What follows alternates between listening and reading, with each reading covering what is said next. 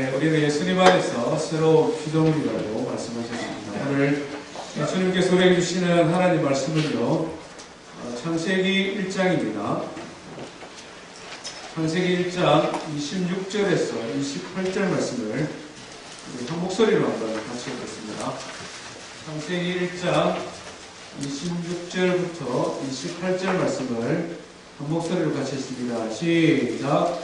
하나님이 이르시되 우리의 형상을 따라 우리의 모양대로 우리가 사람을 만들고 그들로 바다의 물고기와 하늘의 새와 가축과 온 땅과 땅에 있는 모든 것을 다스리게 하자 하시고, 하나님이 자기 형상 곧 하나님의 형상대로 사람을 창조하시되 남자와 여자를 창조하시고, 하나님이 그들에게 복을 주시며 하나님이 그들에게 이르시되 생육하고 번성하여 땅에 충만하라. 땅을 정복하라. 바다의 물고기와 하늘의 새와 땅에 움직이는 모든 생물을 다스리라 하셨습니다.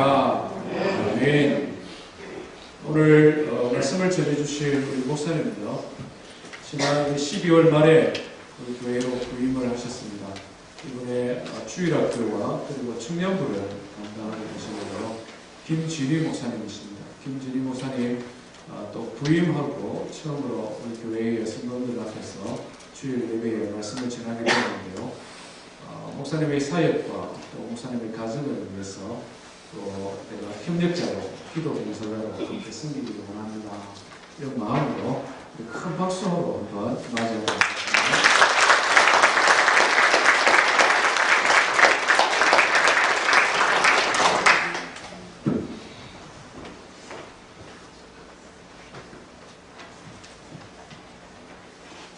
부족하신 하나님, 사랑을 이 귀한 교회로 불러주시고 또 이 자리에서 말씀을 전할 수 있도록 허락해 주신 하나님과 여러분들께 진심으로 감사를 드립니다. 정말 5달란트 남긴 그 종과 같이 많은 열매가 있도록 열심히 제가 2년 동안 사역을 하도록 하겠습니다. 특별히 이제 다음 세대를 세우는 일에 부름을 받았는데 여러분과 함께 합력하여서 다음 세대를 바르고 건강한 믿음을 가진 자녀들로 세워가는 데에 귀한 역할을 하도록 그렇게 하겠습니다. 잘 부탁드립니다.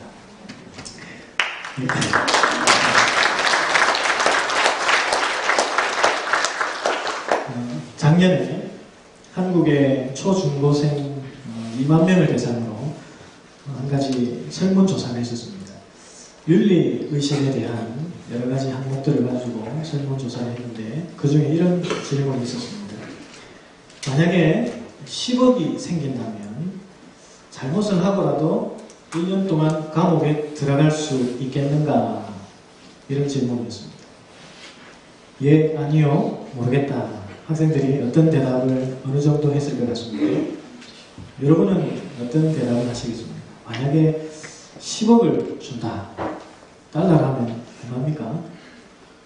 대략 10만 불, 100만 불, 100만 불을 준다. 그러면 내가 잘못을 하고라도 감옥에 1년 동안 가겠다. 결과를 한번 들어보십시오. 초등학생 16%, 중학생 33%, 고등학생 47%가 예라고 대답했습니다. 좀 충격적인 결과인데요. 이 질문의 포인트는 10억, 100만 불도 아니고요. 1년 동안 감옥 가는 것도 아닙니다. 잘못을 하고, 이 부분, 학생들이 아무리 돈이 좋아도 잘못을 하고 범죄를 하면서까지 돈을 가지고 싶어 하겠는가, 이걸 알아보고 싶었는데 심각하게도 아이들은 중학생들의 3분의 1, 고등학생의 절반이 노프라다. 잘못을 하고라도 내가 돈을 갖겠다. 윤리의식에 심각한 문제가 있다는 것을 보여주죠. 다른 사람이 어떤 피해를 입든지 어느 정도 피해를 입든지 그건 내 알 바 아니고 나는 1년 동안 감옥에서 잘 버티면 되는 거 아닌가. 이런 참 참담한 결과를 보여주었습니다. 물론 우리 교회 유스그룹 학생들을 제가 와서 보니까 우리 학생들 중에는 이런 친구들이 없는 것 같아요. 제가 우리 교회 와서 깜짝 놀란 것 중에 한 가지가 뭐냐면 이 학생들이 저를 처음 봤는데 저한테 인사를 너무 잘해준다는 거예요. 안녕하세요 하는데 저는 제 뒤에 누가 있는 줄 알았습니다. 저 아니고 다른 사람한테 인사하는 줄 알았어요. 아, 낯선 사람한테, 그 어른한테 이렇게 따뜻하게 인사를 하는 것을 제가 한국에만 있다가 와서 전혀 이런 환경이 좀 낯설었습니다. 우리 유스 학생들만 하면 얼마나 좋겠는가 이런 생각을 해봤는데요. 안타깝게도 오늘날 많은 사람들이 특별히 청소년들, 청년들 가운데에 잘못된 윤리의식을 가지고 있는 비율이 상당히 많이 있습니다. 다른 말로 하면 왜곡된 자아상을 가지고 있다는 겁니다. 자기 자신이 어떤 사람인지 모르는, 내가 얼마나 귀한 사람인지를 모른다는 것입니다. 자기가 제일인 것 같고 자기밖에 모르는 것 같아도 돈이나 뭐 쾌락 이런 데 자기 인생을 걸어버린다고 하면 그런 친구들을 보고 어떻게 자기 자신이 소중하다는 것을 안다고 말할 수 있겠습니까? 모르는 겁니다. 하물며 자기 자신의 가치를 모르는데 다른 사람이 얼마나 소중한지 알기는 하겠습니까? 청소년들만 그런 것이 아니라 우리 평범한 사람들 가운데도 비슷한 생각을 하는 경우가 많이 있습니다. 나는 내 힘으로 지금 열심히 일을 해서 잘 먹고 잘 살고 있다. 뭐 가정에도 직장에도 자녀들 가운데도 별 문제가 없고 참 상당히 만족스럽고 뭐 나름대로 행복한 것 같다. 뭐 교회에 굳이 이렇게 나갈 필요도 잘 모르겠고 종교라고 하는데도 이렇게 큰 관심이 없다. 불신자들 가운데 이런 생각을 하는 사람들이 상당히 많이 있습니다. 뭡니까? 같은 말이죠. 자기가 얼마나 소중한지를 모르는 것입니다. 하나님께서 만든 피조물 가운데 가장 가치 있는 존재로 우리를 만드셨는데 그걸 모르고 있어요. 남들보다 좀 편한 생활을 한다고 좀 나름대로 만족하고 행복한 생활을 한다고 그것으로 충분하다 말하는 사람이 인생이 훨씬 더 높은 차원의 가치를 가진다는 그것을 모르는 거예요. 그 가치를 알아야 합니다. 우리는 뭐 돈 한 푼, 뭐 이 정도 생활의 만족, 그 정도로 뭐 끝낼 만한 그 정도 인생이 아니라는 것입니다. 더 높은 차원의 가치를 가집니다. 오늘 말씀은 그것을 보여줍니다. 인간이 하나님의 형상으로 지음받았다 하는 이 말씀을 통해서 우리 가치를 한번 다시 생각해보고 우리 존재 목적을 다시 한번 생각해볼 수 있는 그런 시간 되기를 원합니다. 이 세상을 하나님께서 창조하셨지요. 말씀으로써 6일 동안 하나씩 창조를 하셨습니다. 그리고 마지막에 사람을 지으셨습니다. 하나님 사람을 지으실 때는 말씀으로 지으시지 아니하시고 좀 다른 어떤 방식을 사용하셨습니다. 직접 흙을 빚어가지고 그리고 코에 생기를 불어넣었다. 그렇죠? 생기라는 것은 하나님이 후 하고 숨을 쉬시는 것을 말합니다. 하나님이 숨을 쉬셨다. 하나님의 바람, 하나님의 역사하심 이런 것들을 의미합니다. 친히 수고하시고 친히 역사해 주셔서 지은 존재가 사람입니다. 그렇게 지으신 존재를 보고 심히 좋았더라 하셨죠. 특별히 오늘 말씀 26절, 27절에 반복해서 나오는데요. 하나님 사람을 만드실 때에 하나님의 형상을 따라서 만드셨다. 그리고 지으시고 좋아하셨다. 그렇게 말씀하는데요. 하나님의 형상을 따라서 만들었다. 하나님의 형상대로 지음받았다. 이 말은 쉽게 말하면 하나님을 닮은 존재로 만들었다는 뜻입니다. 하나님 어떤 분이십니까? 여러분들이 하나님에 대해서 알고 있는 여러 가지 사실들이 있죠. 거룩하시고 존귀하시고 또 지극히 높으시고 또 흠이 없으시고 완전하시고 영화로우시고 그 모든 하나님의 전 존재, 전 인격을 사람이라는 존재에다가 압축시켜서 담아놓으셨습니다. 그래서 시편 8편 말씀을 보면 하나님이 사람을 지으시는데 하나님보다 조금 못하게 지으셨다. 그렇게 말씀하셨습니다. 그리고 영화와 존귀로 관을 씌우셨다. 이런 말씀이었습니다. 우리가 하나님이 가지고 계신 그 무궁한 그 영화로 모든 특징들을 다 가질 수는 없지만 그보다 조금 못한 존재로 지음을 받았다는 사실입니다. 얼마나 우리가 대단한 사람이죠. 대단한 존재입니다. 원래 그런 존재였습니다. 원래는 그런 모습이었습니다. 근데 그런 귀한 존재가 어떻게 됐습니까? 죄가 들어오면서 완전히 깨져버렸습니다. 하나님 걸작품을 만들어 놓으셨는데 죄라는 망치가 와가지고 산산조각 내버렸습니다. 하나님이 들여다보시면서 정말 자신의 얼굴을 보는 것 같이, 자신의 모습을 보는 것 같이 기뻐하시고 만족하시고 좋아하셨던 그 사람이 죄로 인해서 완전히 박살나버렸습니다. 구원받지 못한 상태에 원래 사람의 모습이 그렇게 되었습니다. 아무리 잘난 사람이라도 출세하고 좀 권세를 가지고 살아도 예수 그리스도로 그 형상이 회복되지 않은 사람은 이건 깨진 작품입니다. 하나님 보실 때 아무리 잘 보려고 해도 기뻐할 수가 없는 그런 망가진 존재라는 것입니다. 그렇지만 예수님을 통한 이 구원의 은혜를 입은 사람들은 어떻습니까? 그 형상을 회복한 사람들이거든요. 주님 안에서 새로운 피조물이 된 사람들입니다. 이제 하나님 우리를 보실 때는 다시 회복된 하나님의 형상을 보는 것입니다. 그래, 내가 처음에 창조했던 그 모습 그대로야 하시면서 우리를 보시는 것입니다. 얼마나 기뻐하시는지 모릅니다. 성경은 바로 이런 내용을 담고 있습니다. 성경은 어떤 꾸며낸 이야기도 아니고 역사책도 아니고 또 어떤 지식을 전달하는 책도 아니고 창조를 뒷받침하는 어떤 과학적인 내용들을 담고 있는 그런 책도 아니고요. 하나님이 자신의 형상을 회복해 가시는 일종의 하나님의 간증이라고 할 수 있습니다. 지난 성부 영신 예배 때 두 분의 간증을 들었는데요. 우리 교회에 간증하신 분도 많고 또 앞으로 하실 분도 많다고 들었습니다. 참 어렵고 힘든 시기를 이렇게 믿음으로 이겨나가는 그 사람들의 이야기를 듣고 또 하나님이 그 가운데 간섭해 주신, 인도해 주신 이야기를 들으면 참 감동이 되고 또 격려가 되고 우리가 힘을 얻지 않습니까? 마찬가지로 성경은 하나님이 깨지고 망가진 인생을 회복시켜 가시는 그 하나님의 간증, 하나님의 산 이야기가 들어있습니다.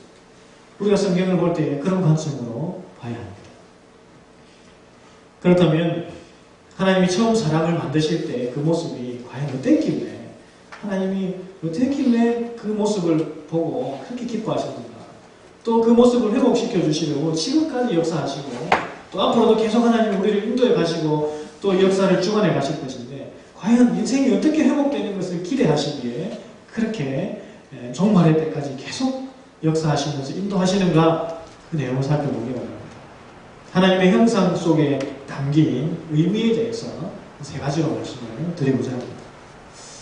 우리가 하나님의 형상으로 지음받았다, 하나님의 형상으로 회복되었다 하는 말의 첫 번째 의미는 다스리는 존재가 되었다는 말입니다. 우리 26절 말씀을 같이 한번 다시 읽어보실까요? 26절입니다. 시작. 하나님이 이르시되 우리의 형상을 따라 우리의 모양대로 우리가 사람을 만들고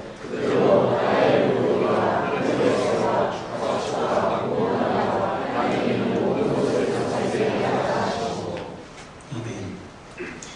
하나님은 다스리는 분이시죠. 우리는 그 형상을 입어서 다스리는 존재가 되었습니다. 사람의 존재 목적은 다스리는 것입니다. 다시 말하면 하나님이 질서정연하게 만들어 놓으신 이 세상을 평화롭게 유지되도록 우리를 이렇게 세우셨다는 말입니다.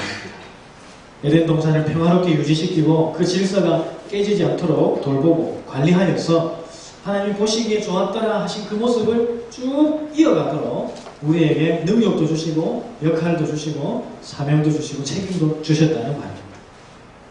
하나님이 주인이신데 그 주인을 대신해서 관리하고 돌아오는 청지기와 같이 우리를 세워주셨습니다. 우리는 그 능력과 또 그 역할을 기억하면서 세상을 다스려야 합니다. 자연 만물이 아름답게 이렇게 유지되도록 돌봐야 합니다. 지금 한국에는 미세먼지로 온 하늘이 뿌옇고 숨쉬기도 힘들고 공기도 탁하고 그렇다는데 여기 와보니까 매일 하늘이 맑아요. 참 구름이 끝없이 펼쳐져 있고 한국에서 참 보기 힘든 하늘을 제가 보고 있습니다. 이런 환경을 전 지구적으로 이렇게 유지하고 돌봐라, 그런 사명을 우리에게 주셨다는 겁니다. 뿐만 아니라 국가와 또 사회와 모든 조직들이 평화로운 그런 관계로 유지가 되도록 역할을 해야 합니다. 세상의 모든 피조물들 위에서 우리가 관리하고 다스리고 조정하는 이런 역할을 하도록 우리가 지음받았다는 것입니다. 근데 현실은 어떻습니까? 우리가 세상을 다스려야 되는데 여러분 세상을 다스리고 계십니까? 아니면 세상이 우리를 다스리는 것 같습니까? 세상이 우리에게 미치는 그 영향력이라고 하는 것은 정말 대단합니다. 우리가 세상을 다스리고 정복해야 되는데 오히려 세상이 우리를 막 공격해오고 우리를 정복하려고 삼키려고 다가오는 모습들을 보게 됩니다. 오늘 학문과 사상이라는 것이 사람들을 지배하는 것을 봅니다.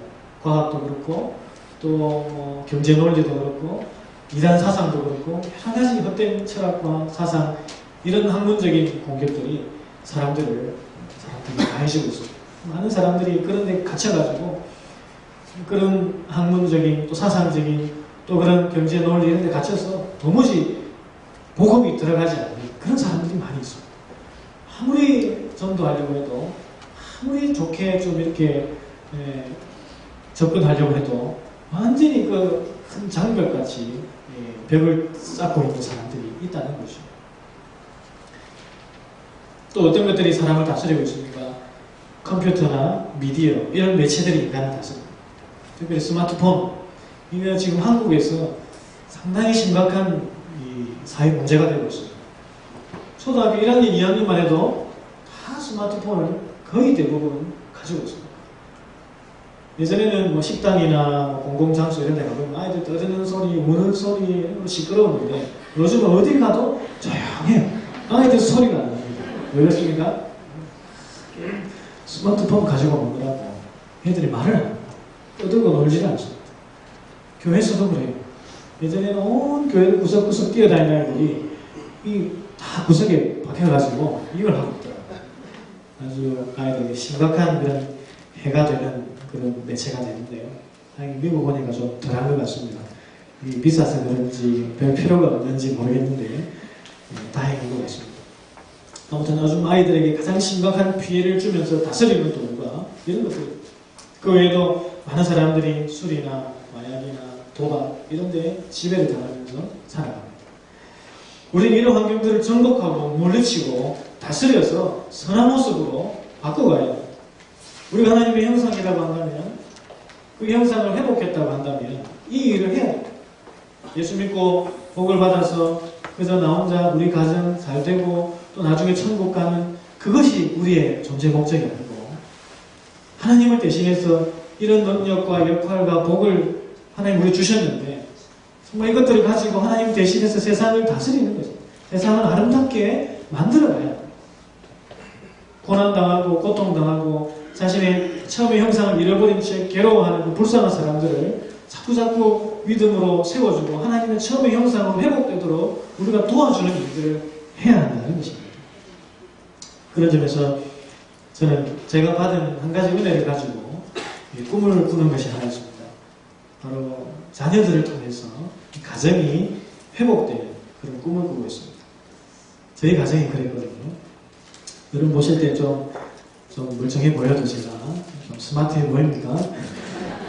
근데 아주 참 힘들게 자랐습니다. 제가 초등학교 5학년 때 부모님 이혼하시고 어머니는 뭐 어디 가시고 안 계시고 20수년 저희 모친에 대해서는 보지도 못했고 소식도 들은 적이 없습니다. 아버지 밑에서 아버지가 경제 능력이 거의 없었습니다. 할머니와 함께 할머니가 제 학교 다닐 때는 하우스에 다니면서 일하면서 이제 논에 다니고 밭에 다니면서 그렇게 저를 키웠습니다. 남동생 연년생이 남동생 하나고 그렇게 자랐습니다. 주변에 뻗나가는 친구들이 많이 있어가지고 자칫하면 제가 그렇게 어긋난 길을 갈 수도 있었는데 다행히 유치부 때 제가 전도를 받아서 교회를 나갔거든요. 유치부 때부터 교회를 나갔는데 그 교회에서 참 사랑으로 많이 저를 키워주시고 또 믿음의 훈련을 잘 시켜주셔서 그 어릴 때 신앙이 밑거름이 되어서 지금의 제가 올 수 있었고 또 가족 구원도 이룰 수 있었습니다. 자녀들에게 일찍부터 신앙을 심어 놓으면 반드시 자녀들을 통해서 가정이 회복됩니다. 틀림없습니다. 부모는 흔들릴 수 있거든요. 어른은 제가 어른이 돼 보니까 흔들리더라고요. 어려움이 생길 때, 결정적일 때에 딱 멈칫거리게 되더라고요.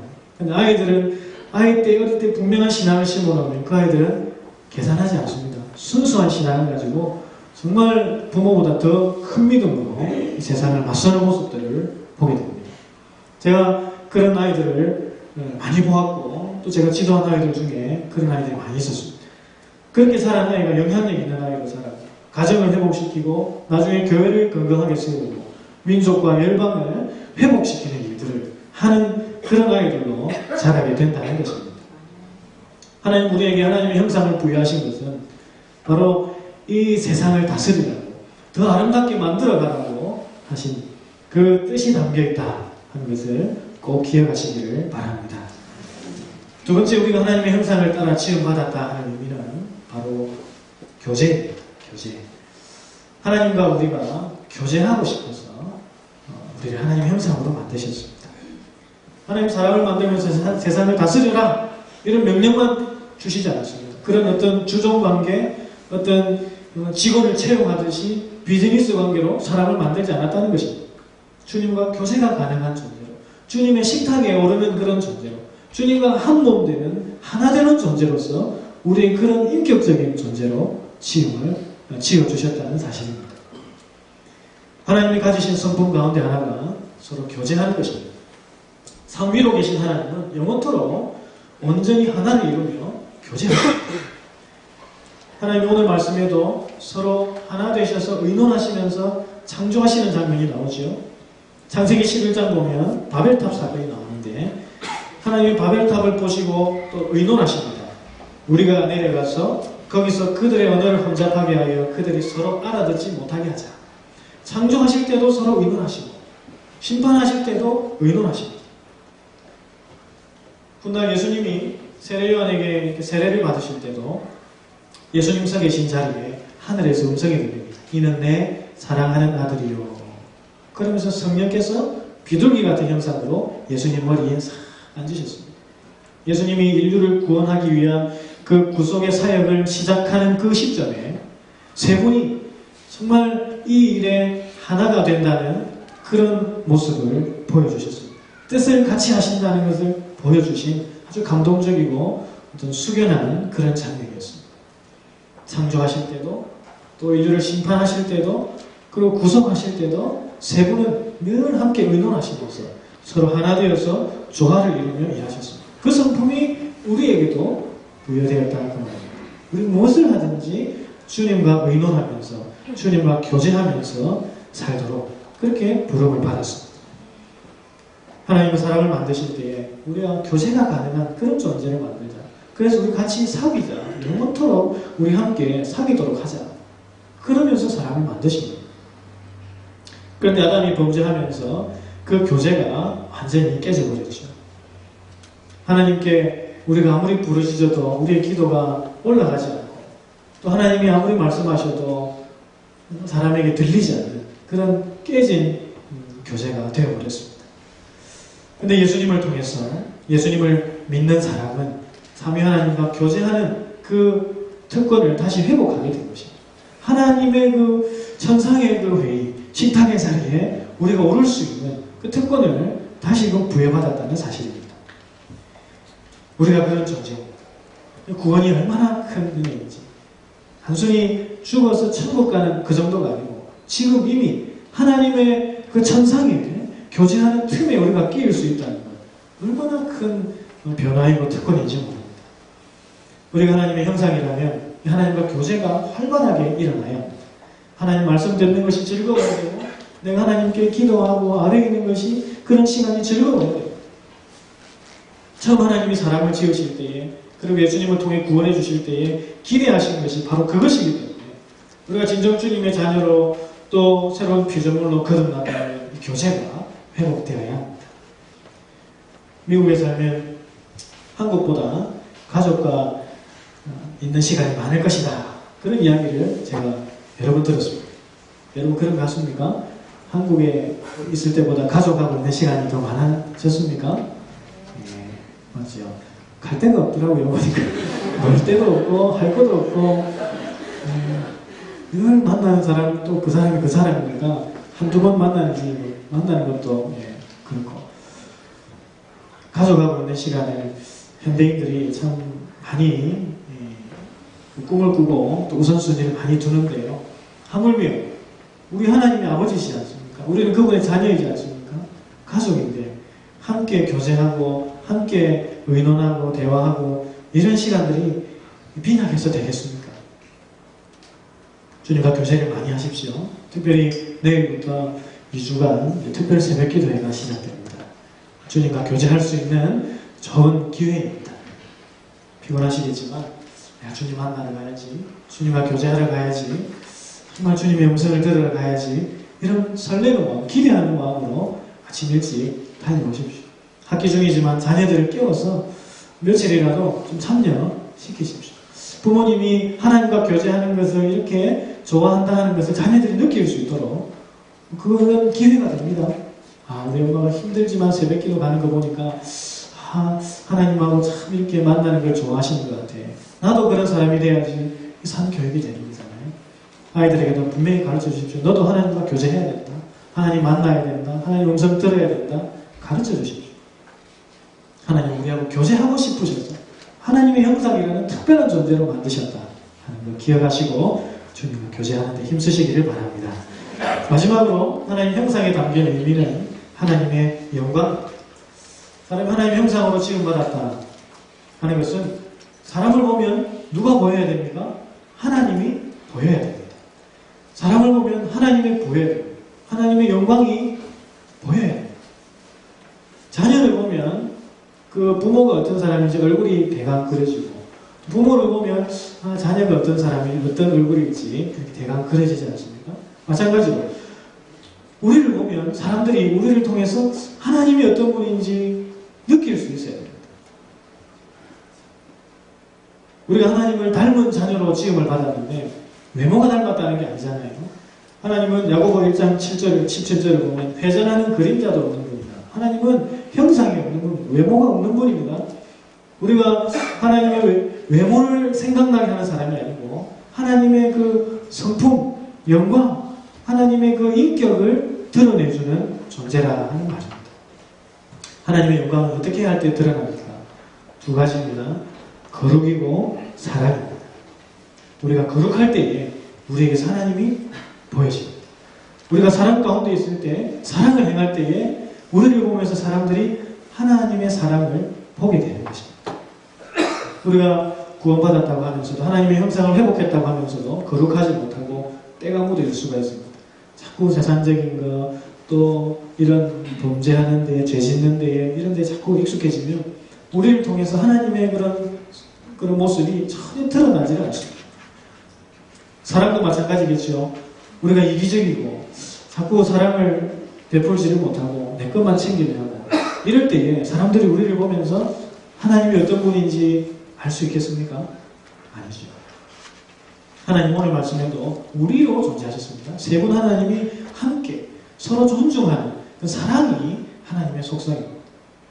우리는 이 거룩과 사랑 두 가지를 회복해야 합니다.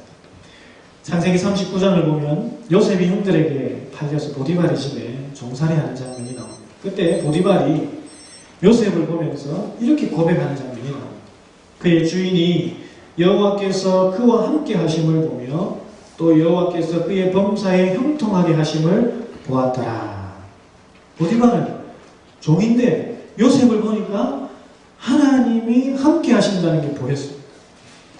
하나님이 그의 범사에 형통하게 하신다는 것을 보았습니다. 요셉이 어떻게 살았겠습니까?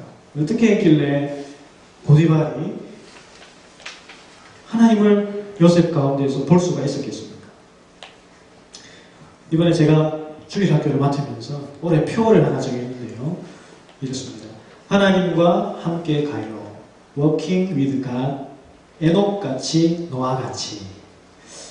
창세기 5장 6장에 나오는 에녹, 노아 두 사람 성경을 보시면 하나님과 함께 걸었다. 그렇게 표현이 나옵니다. 영어로도 walked with God. 정확하게 두 사람이 똑같은 표현으로 나옵니다. 사람들이 이들을 보면서 하나님과 함께 걷고 있다는 것을 본 것입니다. 하나님은 그림자도 없는 분인데, 외모가 없는 분인데 뭘 봤다는 말입니까? 이들을 보니까 마치 하나님이 계신 것 같은, 옆에 하나님이 계신 것 같은, 이들을 보니까 하나님은 볼 수 없는 분이지만 하나님이 계시다면 저런 분이시겠구나, 저런 모습이겠구나 하는 것을 보았다는 말입니다. 어떻게 살았겠습니까? 생활이나 말이나 성품이나 인격이나 행동이나 어떻게 했겠습니까? 거룩하지 않았겠습니까? 사랑이 흐르지 않았겠습니까? 또 그 이상의 어떤 면모들을 보여주었지 않겠습니까? 그렇기 때문에 사람들은 그들을 보면서 하나님이 계신다, 하나님이 저들과 함께 계신다는 것을 볼 수 있었고, 하나님은 어땠습니까? 이들을 보면서 기뻐하셨습니다. 히브리서 11장에 이 둘을 보면서 하나님을 기쁘시게 하는 사람이었다, 이렇게 표현합니다. 주일학교를 제가 오래 지도하면서 정말 이 아이들을 통해서 하나님이 보여지도록 그런 꿈을 가지고 지도할 계획입니다. 우리 교사 선생님들 지금 열심히 아이들을 가르치고 있는데, 교사 선생님들과 함께 또 우리 부모님들과 함께 이 일을 이루어 나갈 계획입니다. 많이 협조해 주시고 마음과 뜻을 같이 해주시면 좋겠습니다. 아이들뿐만 아니고 우리 청년들도 그렇고 우리 모든 성도님들 마찬가지로 우리의 삶이 그렇게 돼야 되죠. 내가 거룩하고 사랑이 넘치는 삶을 살아가면 나를 통해서 누가 보여진다고요? 하나님이 보여집니다. 사람들이 하나님이 어디 있냐 보여서 어떻게 보여줄 수 있습니까? 나를 봐라, 나를 봐라. 내가 하나님의 형상이고 내가 하나님을 보여주는 하나님의 영광, 나를 봐라. 대놓고는 말 못하겠지만 그렇게 보여준다.